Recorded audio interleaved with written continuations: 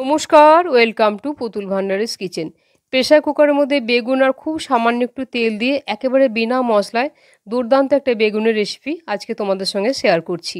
এখন শীতকাল, বেগুন আমরা নানা রকমভাবে খাচ্ছি। তা আজকে আমি যেভাবে বেগুনটা রান্না করব, এইভাবে যদি তোমরা একদিন বেগুনটা রান্না করে খেয়ে দেখো, আশা করছি আজকের রান্নাটা খাওয়ার পর তোমাদের খুবই ভালো লাগবে। এই রান্নাটা সব কিছুর সঙ্গেই খেতে ভালো লাগে, তবে বিশেষ করে রুটি দিয়ে খেতে এটা একেবারে দুর্দান্ত লাগে। তাহলে চলো দেখে নাও আজকে বেগুনের রান্নাটা আমি কিভাবে কি দিয়ে করছি। আর রান্নাটা সম্পূর্ণ দেখার অনুরোধ জানালাম। নামাবার আগে আমি যে জিনিসগুলো দেবো সেটা কিন্তু অবশ্যই দিতে হবে, তা নাহলে কিন্তু এই বেগুনের রান্নাটা সম্পূর্ণ হবে না, আর স্বাদটাও আসবে না। তাই রান্নাটা সম্পূর্ণ দেখার অনুরোধ জানালাম। দুটো বেগুন নিয়েছি, বেগুনের প্রথমে আমি বোটার দিকটা কেটে নিচ্ছি। আর এই রান্নাটার জন্য বেগুনগুলো তোমরা যত কুচি নিতে পারবে ততই কিন্তু রান্নাটা খেতে খুবই সুস্বাদু হবে। তাই বেগুনটা খুব বেশি ছোট করবার দরকার নেই, এইভাবে আমি দু টুকরো করে কেটে নিলাম। আর ভালো করে চেক করে নিলাম বেগুনের ভেতরে কোনো পোকা নেই, আর বেগুনটা একেবারেই কচি, এখনও পর্যন্ত কোনো রকম দানা হয়নি। আর এই বেগুনটা একটু লম্বা ছিল, তাই এটাকে 3 টুকরো করে কেটে নেব। কাটার পরে এই বেগুনটাকে একবার ভালো করে চেক করে দেখে নেব।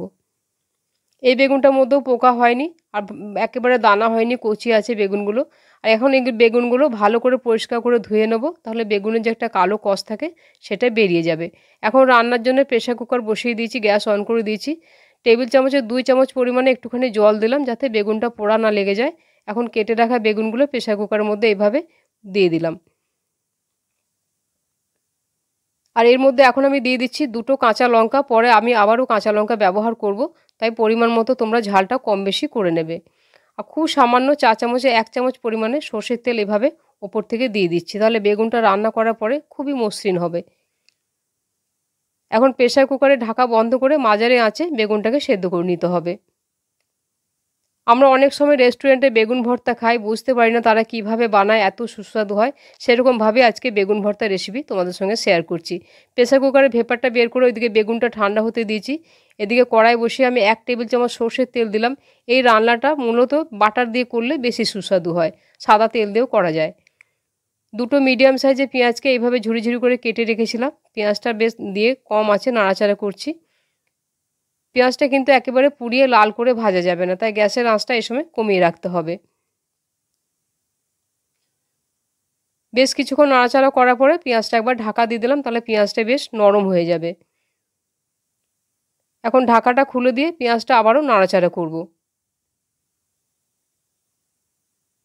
পেঁয়াজটা যখন এরকম হালকা ভাজা হয়ে যাবে, তখন আমি পেঁয়াজটা এভাবে মাঝখানটা একটু ফাঁকা করে দিচ্ছি। এখানে আমি 7-8 কোয়া রসুনকে এইভাবে গ্রেট করে নিয়েছি। গ্রেট করা রসুনটা এখন তেলের উপরে দিয়ে দিচ্ছি। তোমরা চাইলে রসুনটা পেস্ট করেও দিতে পারো। প্রথমেই তেলের উপরে রসুনটা দিলে রসুনটা পুড়ে যেত। আর এই বেগুন ভর্তাটার জন্য রসুনের গন্ধটা খুব ভালো লাগে, তাই রসুনটাকে পোড়ানো যাবে না। পেঁয়াজ রসুনটা বেশ কম আছে, একেবারে নরম করে ভাজতে হবে। পুড়িয়ে দিলে কিন্তু বেগুন ভর্তাটা খেতে ভালো লাগবে না। বেশ কিছুক্ষণ নাড়াচাড়া করতে হবে, কম আছে, একেবারে নরম করে ভাজতে হবে এটাকে। যখন এরকম নরম করে ভাজা হয়ে যাবে, তখন একটা বড় সাইজের টমেটো আমি কুচিয়ে রেখেছিলাম, কোচানো টমেটোটা দিয়ে দিলাম। আর এখানে 3-4টে কাঁচা লঙ্কাকেও ছোটো ছোটো করে কুচিয়ে নিয়েছি, কাঁচা লঙ্কাটা ওপর থেকে এইভাবে দিয়ে দিলাম। আর কালারের জন্য খুব সামান্য একটু কাশ্মীরি লঙ্কার গুঁড়ো দিচ্ছি। আর একেবারে বেগুনের পরিমাণ বুঝে আমি নুনটা একসাথেই দিয়ে দিলাম। নুনটা দিলে টমেটোটা বেশ তাড়াতাড়ি গলে যাবে। সামান্য পরিমাণে একটু হলুদ দিলাম। কম আছে এখন টমেটোটা ভালো করে কষাবো, আর টমেটোটাকে একেবারে গলিয়ে নিতে হবে। মশলা বলতে এখন আমি আর কিছুই দেবো না, তবে নামাবার আগে আমি যে 2-3টে উপকরণ দেবো সেটা কিন্তু অবশ্যই দিতে হবে, তা নাহলে কিন্তু বেগুন ভর্তার আসল স্বাদটা কিন্তু আসবে না।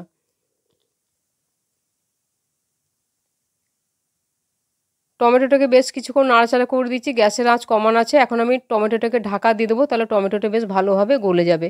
এখন দেখে নিচ্ছি বেগুনটা বেশ ভালো ঠান্ডা হয়ে গেছে, আর খুব ভালো সেদ্ধও হয়ে গেছে। বেগুনের খোসাগুলো তুলে নিচ্ছি।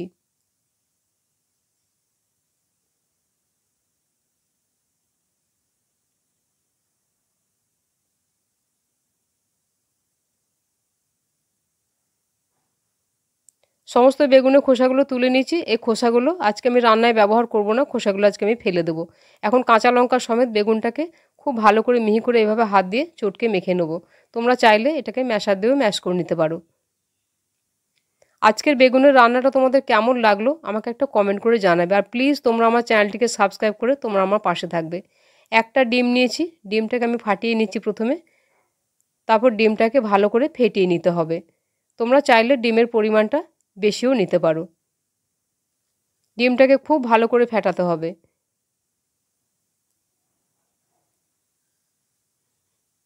বেশ ভালোভাবে ডিমটাকে ফেটিয়ে নিয়েছি। এখন আমি ঢাকা খুলে দেখছি যে টমেটোটা কি অবস্থায় আছে। দেখেই মনে হচ্ছে টমেটোটা বেশ গলে গেছে। এই সময় 1 মুঠো পরিমাণে ধনেপাতা দিয়ে দিতে হবে। ধনেপাতাটা দিয়ে টমেটোর সাথে খুব ভালো করে কষাতে হবে। এই কষানোর সময় যদি ধনেপাতা দেওয়া যায় তাহলে ধনেপাতার গন্ধটা এই বেগুন ভর্তার মধ্যে খেতে একেবারে দুর্দান্ত লাগবে।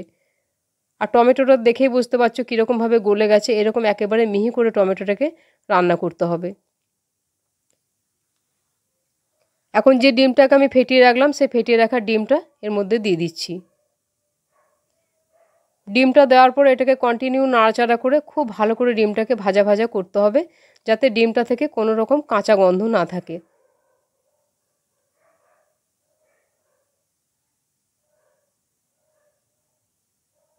এই পুরো রান্নাটাই যদি তোমরা বাটার দিয়ে করো তাহলে কিন্তু স্বাদটা আরও ভালো হবে।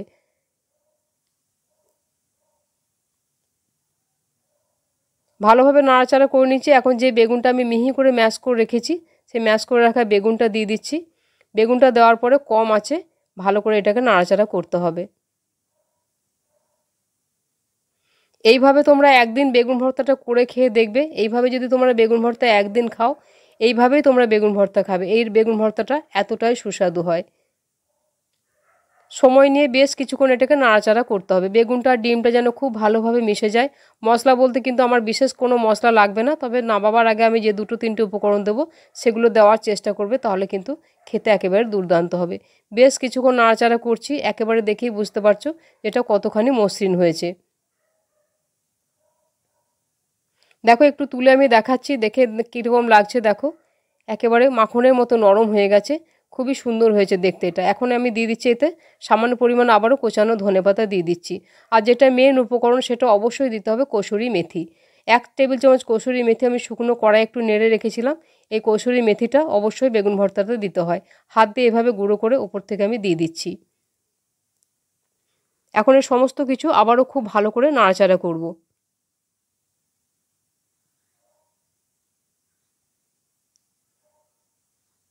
সমস্ত কিছু সুন্দর করে নাড়াচাড়া করে একটা প্লেটের মধ্যে ঢেলে সার্ভ করে দিয়েছি। আর একটু সাজিয়ে গুছিয়ে পরিবেশন করলে দেখতেও ভালো লাগে আর খেতেও ভালো লাগে। তাই উপর থেকে আবার আমি সামান্য একটুখানি কোচানো ধনেপাতা দিয়ে দেবো। আর এখানে আমি দিয়ে দেবো সামান্য 1 টুকরো বাটার, কিন্তু অবশ্যই দিতে হবে। বাটারটা গলে যাবে এর মধ্যে, তাহলে কিন্তু খেতে খুব ভালো লাগবে। 1 টুকরো বাটার দিয়ে দিলাম। আর 2টো রিং করে পেঁয়াজ কেটে রেখেছি, ওটাও দিয়ে দিলাম। আজকের বেগুন ভর্তা কেমন লাগলো কমেন্ট করে জানাবে। আবার অন্য কোনো দিন দেখা হবে অন্য কোনো রেসিপিতে। সবাই ভালো থাকবে। নমস্কার।